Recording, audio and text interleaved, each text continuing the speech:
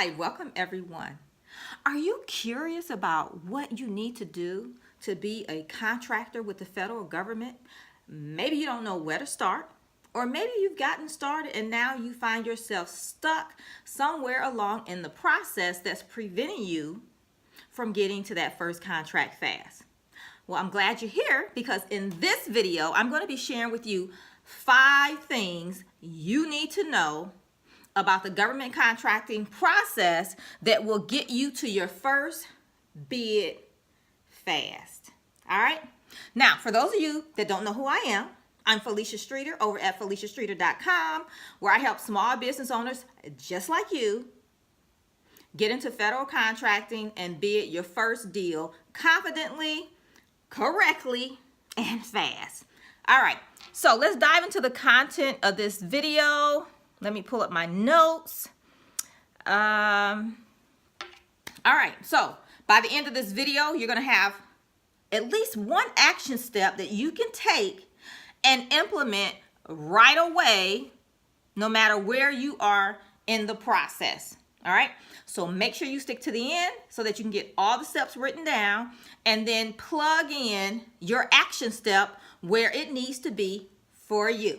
All right, so let's dive in. Let me pull up my notes. All righty. So the 5 things you need to know about the government contracting process. Here's the first thing I want to share with you. If you're just starting out, you need to make sure you get properly registered with the government.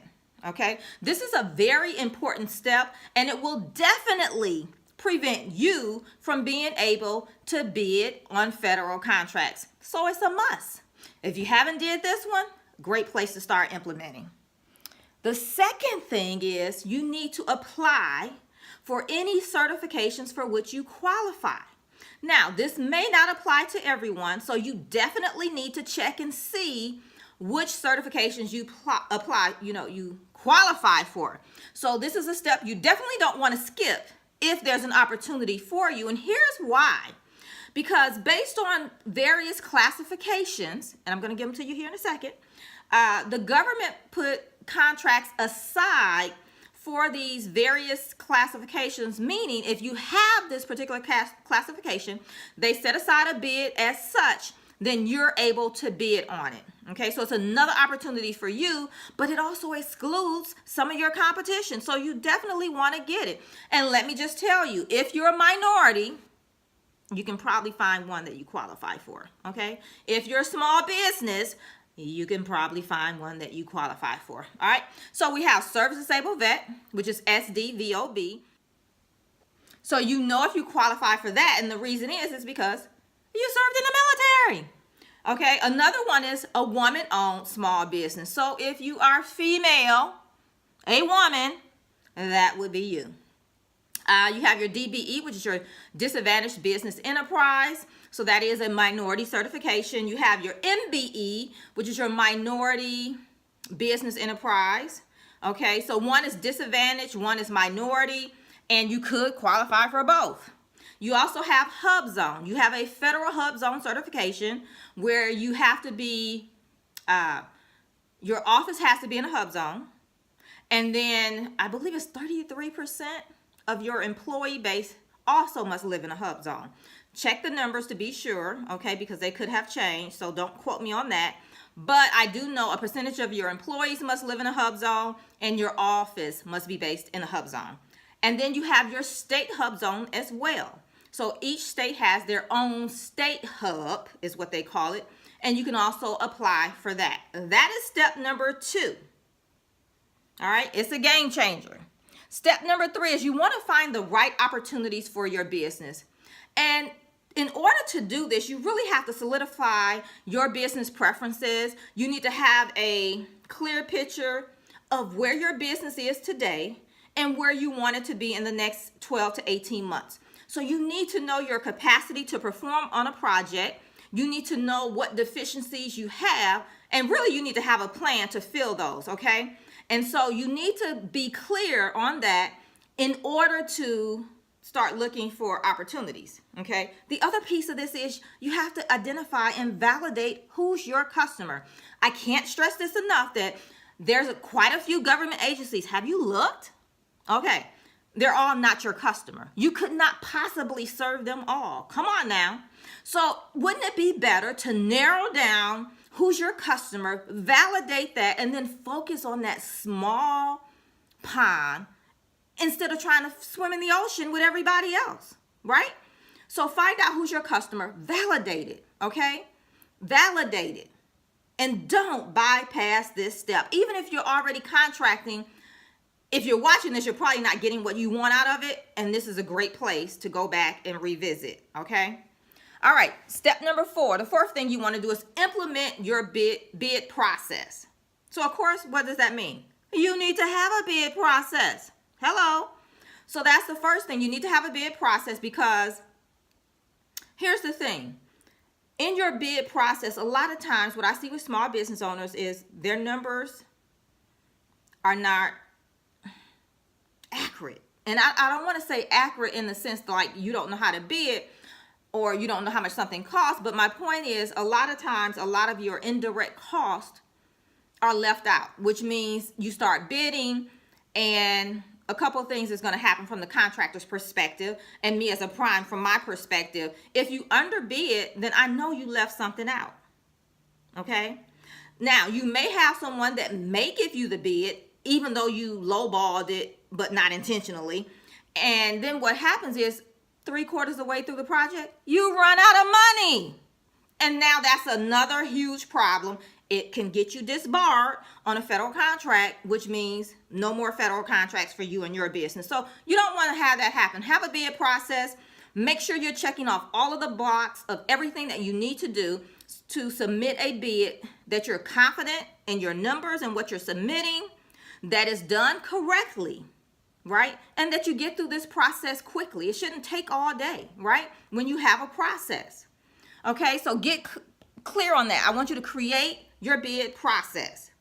I want you to also, you have to break down the solicitations in this process as well. So it's very, very important that you know how to break down the solicitation so that you're responsive to the bid and you're answering all their questions. You're giving them everything that they're asking for, and you're showing them that you have the ability to perform. Okay?